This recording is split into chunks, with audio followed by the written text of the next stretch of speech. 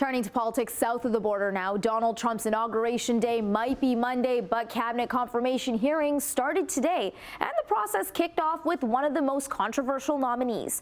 Emily Taylor joins us live in studio with the latest. Emily? Nominees to the committee heard from Trump's defense secretary pick today. Heth, the former Fox News host, answered questions about allegations of his sexual misconduct and comments disparaging women and black military troops. If confirmed,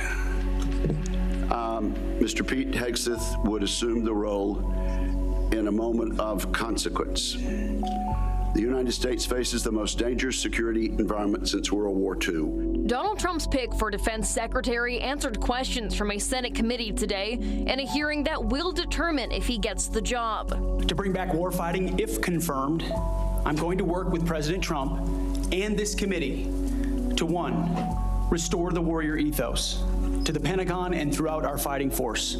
Pete Hegseth is an unconventional and controversial candidate, and senators were not shy in letting him know that. Mr. Hegseth, I do not believe that you are qualified to meet the overwhelming demands of this job. But it's not just his lack of government experience that has some senators worried. Democrats say Hegseth's past comments about women and black troops and allegations of excessive drinking, sexual misconduct, and mismanaged funds at a veterans organization make him unfit to serve. In his opening remarks, Hegseth called the allegations a smear campaign. All they were out to do, Mr. Chairman, was to destroy me. Hegseth dodged questions about the sexual assault accusations he faced, which had resulted in a financial settlement and no criminal charges. Today's committee hearing fell roughly on party lines, with many Republicans coming to Hegseth's defense. The nominee is unconventional, just like that New York developer who rode down the escalator in 2015 to announce his candidacy for president. That may be what makes Mr. Hegseth an excellent choice. And Democrats sparring with the nominee. How many nations are in ASEAN, by the way? I couldn't tell you the exact amount of nations in that, but I know we have allies in South Korea and Japan and in AUKUS with Australia and trying to work on submarines with them. Mr. Hegseth, none of those countries are in ASEAN. Across. None of those three countries that you've mentioned are in ASEAN. Senators also challenged him on his previous comments that women shouldn't serve in the U.S. military. As Secretary of Defense, will you support women continuing to have the opportunity to serve in combat roles? My answer is yes, exactly the way that you caveated it.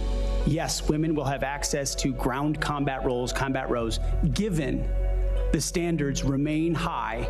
Hegseth also wouldn't rule out a military invasion of Greenland.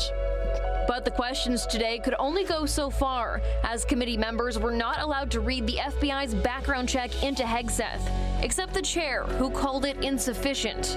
If Mr. Hegseth had nothing to hide about his past, then it shouldn't be a problem for the chairman of the Armed Services Committee to allow all committee members to review all FBI background documents. Hegseth will only need to win a simple majority in the final Senate vote to be confirmed.